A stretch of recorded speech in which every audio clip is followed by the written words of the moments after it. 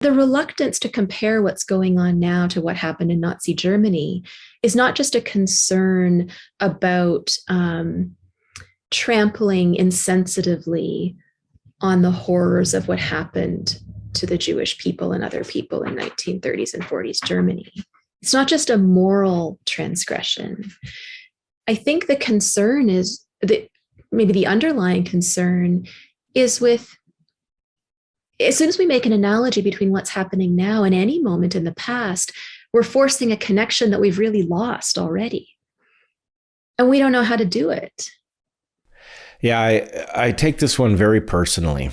I was born in 1969, which at the time seemed a long way from Nazi Germany, and I now realize it wasn't very long at all.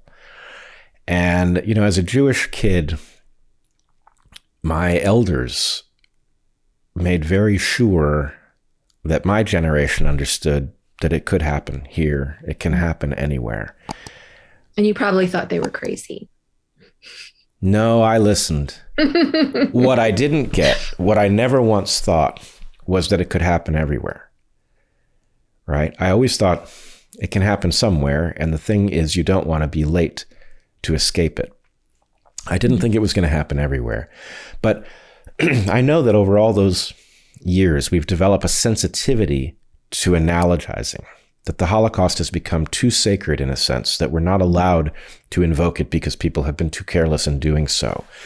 But my feeling is a lot of people are now comforted by the fact that what they see doesn't look like Nazi Germany. It doesn't goose step. It doesn't wear skulls on its hats, right?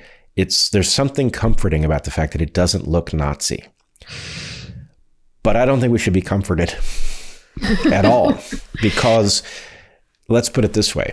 I don't know, the devil, what is the saying? The devil you don't see is a lot worse than the one that you do, something like that. I mean, the idea that it's almost sort of hiding in plain sight or something.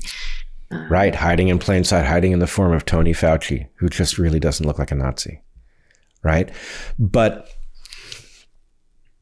the thing that spooks me is that when I go looking for analogies for the forced vaccination program, for example, it doesn't land exactly on Tuskegee.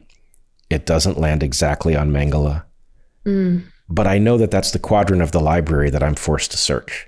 Right. Right? That there is no better analogy. And I think my sense is, I think because of the history of persecution for Jews, that Jews have an obligation actually to speak to this point. And that if anybody is allowed to violate the rules about invoking the Holocaust, it ought to be us, that that's something we've earned.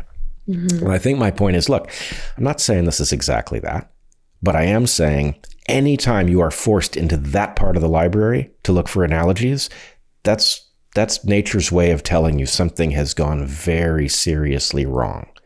And I know that's the quadrant of the library. I know it's that quadrant, and I know that in the fiction, it's 1984, it's Brazil, it's Kafka, it's Fahrenheit 451. Anytime you are forced into that quadrant of the library, you need to think very carefully about how you got there and what you could do to undo it.